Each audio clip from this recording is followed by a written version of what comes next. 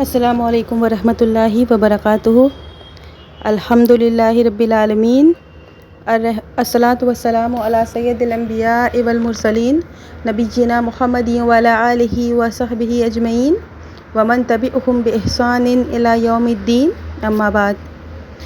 اس سے پہلے میں رمضان میں کیے جانے والے کام، رمضان میں ہمیں کیا کیا کام کرنا چاہیے، کون سی عبادت کرنی چاہیے، کون سی عبادت مطلوب ہے ہم پر رمضان کے مہینے میں، اس پر ویڈیو بنا چکی ہوں۔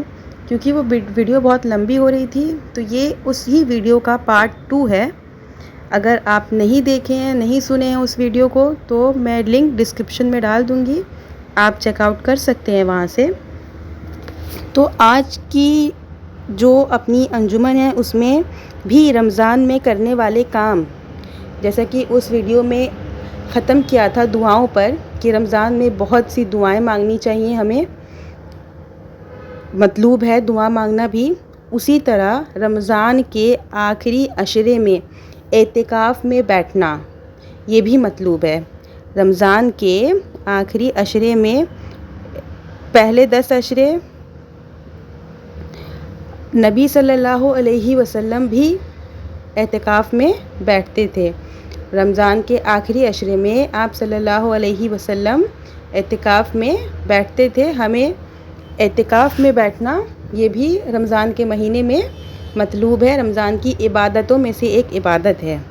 آپ صلی اللہ علیہ وسلم اعتکاف کا عمل کچھ یوں کرتے تھے، اس قدر کرتے تھے کہ آپ شب قدر کے راہ میں کہ شب قدر کی رات ملے، اس انتظار میں آپ اعتکاف میں بیٹھتے تھے۔ آپ نے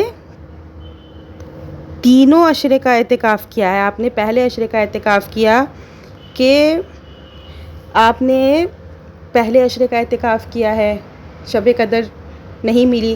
آپ نے دوسرے عشرے کا بھی اعتکاف کیا ہے، گویا کہ اس میں بھی شب قدر نہیں ملی، اور تیسرے عشرے کا اعتکاف تو آپ کرتے ہی تھے، گویا کہ آپ نے 1 سال پورے رمضان کا اعتکاف کیا ہے۔ اور آپ کا معمول یہ تھا کہ آپ ہر سال آخری عشرے کا 10 دن کا اعتکاف کرتے تھے۔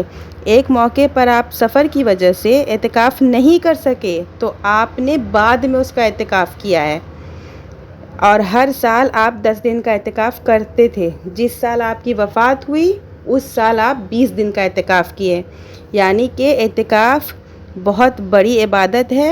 ضرورت اس بات کی ہے کہ ہم اپنی مسجدوں کو اعتکاف سے آباد کرنا چاہیے۔ اسی طریقے سے رمضان میں جو عبادت ہم سے مطلوب ہے شب قدر کی، شب قدر میں جاگنا اور اللہ تبارک و تعالیٰ کی عبادت کرنا۔ اللہ تبارک و تعالیٰ فرماتا ہے شب قدر کے حوالے سے، لیلۃ القدر خیر من الف شہر، شب قدر یہ 1000 مہینوں کی راتوں سے بہتر ہے۔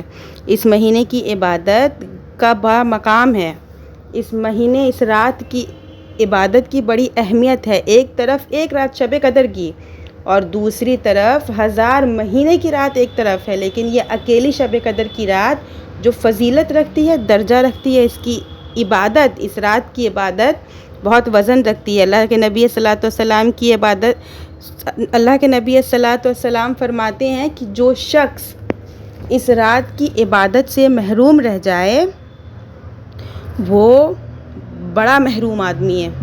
اتنی بڑی عظمت والی رات، اتنی مبارک رات اور اتنی قیمتی رات، جس کو پانے کے لیے ہمارے اسلاف سالوں سال محنت کرتے تھے، اس کی طلب میں، اس کی تڑپ میں ہمیشہ لگے رہتے تھے، اور وہ رات ہمیں مل جائے تو ہم اس میں کو کھانے پینے میں گزار دیں، یہ ہمارے لیے بہت محرومی کی بات ہے۔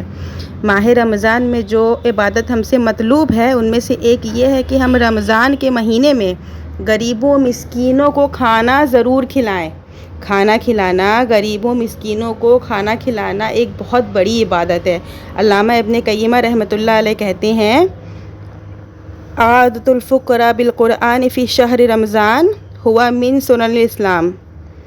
ماہ رمضان میں غریبوں کو کھانا کھلانا، علامہ ابن قیمہ رحمۃ اللہ علیہ کہتے ہیں کہ ماہ رمضان میں غربا اور مساکین کو، فقیروں کو کھانا کھلانا یہ اسلام کے شعائع میں سے ہے، یہ اسلام کی بنیادی کام میں سے ہے۔ امام زہری رحمۃ اللہ علیہ فرماتے ہیں، رمضان کے حوالے سے، انما هو تلاوت القرآن و اطعام الطعام، رمضان کا مہینہ یہ قرآن کی تلاوت کا مہینہ ہے اور یہ کھانا کھلانے کا مہینہ ہے۔ تو ماہ رمضان میں ہمیں چاہیے کہ ہم اپنے کمزور بھائیوں کا، پڑوسیوں کا، رشتہ داروں کا اور جو سماج اور معاشرے میں جو غریب اور مسکین لوگ ہیں ان کا ہم خیال رکھیں اور ان پر اپنا مال خرچ کریں، ان کو کھلائیں۔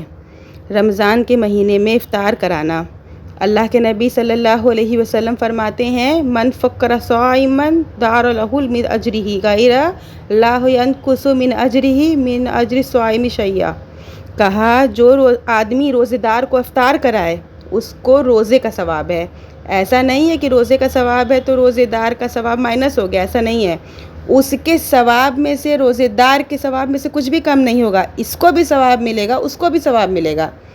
علامہ ابن جوزی رحمۃ اللہ علیہ لکھتے ہیں کہ روزے دار کو چاہیے کہ وہ روزہ رکھے اور روزے دار کو افطار کرائے، گویا کہ وہ 60 روزہ رکھا ہے۔ کتنا روزہ ہوا؟ 1 مہینے کا روزہ، لیکن افطار کرایا ہر روز تو اس کو 60 روزے کا ثواب ملا۔ اور کون سا 60 روزہ؟ عام دنوں کا نہیں، 60 روزے کا ثواب عام روزے کا نہیں مل رہا ہے، یہ رمضان کے 60 روزے کی بات کی جا رہی ہے۔ یہ بہت بڑی نیکی ہے کہ کم خرچ میں بہت زیادہ ثواب۔ بندہ روزہ رکھتا ہے 12 گھنٹے کا، 14 گھنٹے کا روزہ ہوتا ہے، 150 کی اگر آپ افطاری کراتے ہیں کسی کو، افطاری میں کوئی اتنا پیسہ خرچہ نہیں ہوتا ہے۔ آپ کو صبح سے لے کے شام تک آدمی بھوکا رہا ہے، کتنی بڑی عبادت وہ کر رہا ہے، صرف روزہ رکھ کر کے، بھوکا پیاسا رہ کر کے صرف روزہ رکھنے کا وہ ثواب حاصل نہیں کر رہا ہے، وہ نیکی بھی کما رہا ہے، خیر کا کام کر رہا ہے۔ تو روزے دار کو افطار کرانا اور نیک لوگوں کو کھلانا، روزے دار کو نیک کہا جاتا ہے، یہ جو روزہ رکھتے ہیں یہ اچھے لوگ ہوتے ہیں، اور ایسے لوگ کو افطار کرانا یہ اتنی بڑی نیکی ہے کہ روزے کا ثواب لکھا جاتا ہے۔ اور بندہ اگر ہر روز افطار کا اہتمام کرائے تو اس کو 30 روزے کا ثواب وہ خود حاصل کرتا ہے اور 30 روزہ وہ افطار کرانے کے ذریعے سے حاصل کر لیتا ہے۔ اسی طریقے سے ماہ رمضان کے مہینے میں ہمیں آپ کو چاہیے کہ ہم اپنے آگا اور جوارے یعنی اپنی زبان کو کنٹرول میں رکھیں۔ ہماری مائیں اور بہنیں بھی خاص طور سے سمجھیں اس چیز کو کہ اپنی زبان کو حفاظت کرنا، ان کو لگام دینا، اور اپنی زبان سے اپنے آباء و اجداد کسی کو بھی ٹھیس نہ پہنچائیں۔ روزے کا مقصد تقویٰ پیدا کرنا ہے، رب کی خوشنودی چاہیے۔ ایسے روزے کا کیا مطلب کہ کہنے کو تو بدلا روزے سے ہے، کھانا پینا چھوڑ دیا ہے، لیکن آنکھ محفوظ نہیں ہے، زبان محفوظ نہیں ہے، ہاتھ کنٹرول میں نہیں ہے، تو اس وجہ سے ہاتھ سے گناہ کر رہا ہے، زبان سے گناہ کر رہا ہے، منہ سے گناہ کر رہا ہے، تو اس وجہ سے گناہ سے بچنا ہے۔ یہ روزہ اس کا نام نہیں ہے کہ ہم روزہ رکھ کر کے کھانا پینا چھوڑے ہیں تو ہم خالی کچھ بھی کر سکتے ہیں، نہیں، ہمیں روزہ رکھ کر کے عبادت کرنا ہے، اور اپنی اس عبادت میں ہمیں اپنی زبان کا بھی خاص خیال رکھنا چاہیے، اپنی نظر کا، اپنے ہاتھ پیر کا، کہ ہم سے کچھ غلط کام نہ ہو، اپنی زبان سے، اپنی حرکت سے کوئی غلط کام نہ کرے، گالی نہ دیں، چیخے چلائے نہیں، کسی کو برا بھلا نہ کہیں، جھگڑا لڑائی نہ کریں، اپنی زبان، اپنی آنکھ کی حفاظت کریں، اپنے ہاتھ کی حفاظت کریں۔ یہ سب آداب ہیں روزے کی۔ روزہ صرف کھانے پینے چھوڑنے کا نام نہیں ہے، روزے کا مقصد یہ ہے کہ بندے کے اندر تقویٰ پیدا ہو۔ اور اب آخر میں اللہ سے دعا ہے کہ یا اللہ ہم تمام مسلمانوں کے روزے کو قبول فرما اور نیک عمل کرنے کی توفیق دے۔